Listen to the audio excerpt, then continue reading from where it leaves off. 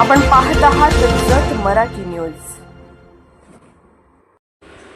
पाणी चोऱ्यावर प्रशासनाचा करडा बडगा। जत तालुक्यात भरारी पथके सक्रिय। अनधिकृत पाणी उपसा करणाऱ्यांवर गुन्हे दाखल होणार। पंप सेट पाईपलाईन जप्तीसह वीज पुरवठाही खंडित करण्याचा इशारा। जत तालुक्यातील जलस्रोतांमधून होणाऱ्या अनधिकृत पाणी उपशाला आळा घालण्यासाठी महसूल प्रशासनाने कडक भूमिका घेतली असून तालुक्यातील प्रत्येक महसूल मंडळात संयुक्त भरारी पथके तैनात करण्यात आली आहेत। पाण्याची चोरी, बेकायदेशीर उपसा आणि गैरवापर रोखण्यासाठी प्रशासनाची ही विशेष मोहीम आता अधिक तीव्र करण्यात आली आहे। तालुक्यातील नद्या, जलाशय, तलाव, कालवे, कोल्हापूर पद्धतीचे बंधारे, पाझर तलाव तसेच विहिरीसह सर्व जलस्रोतांवर प्रशासनाची करडी नजर राहणार आहे।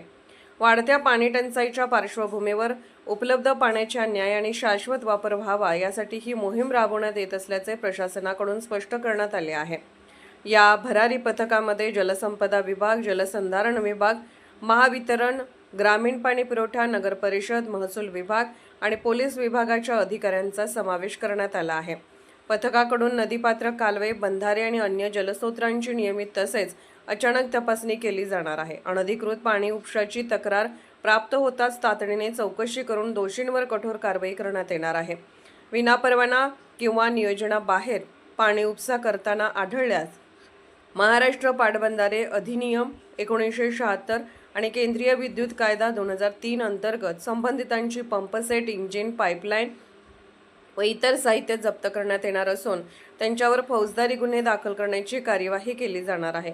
इतकेच नव्हे तर पाणी उपशासाठी अनधिकृत वीज जोडणी किंवा विजेचा बेकायदेशीर वापर आढळल्यास महावितरणकडून तात्काळ वीज पुरवठा खंडित करण्यात येणार असल्याचा इशाराही देण्यात आला आहे। भरारी पथकांच्या कामकाजासाठी आवश्यक वाहने, मनुष्यबळ व अन्य सुविधा उपलब्ध करून देण्यात आल्या असून पथकांना दैनंदिन तपासणी अहवाल सादर करणे बंधनकारक करण्यात आले आहे।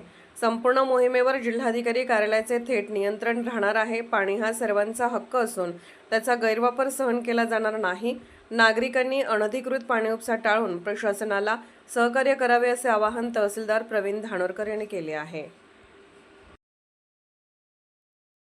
जत मराठी न्यूज चॅनलला लाईक करा, शेअर करा आणि सबस्क्राईब करा।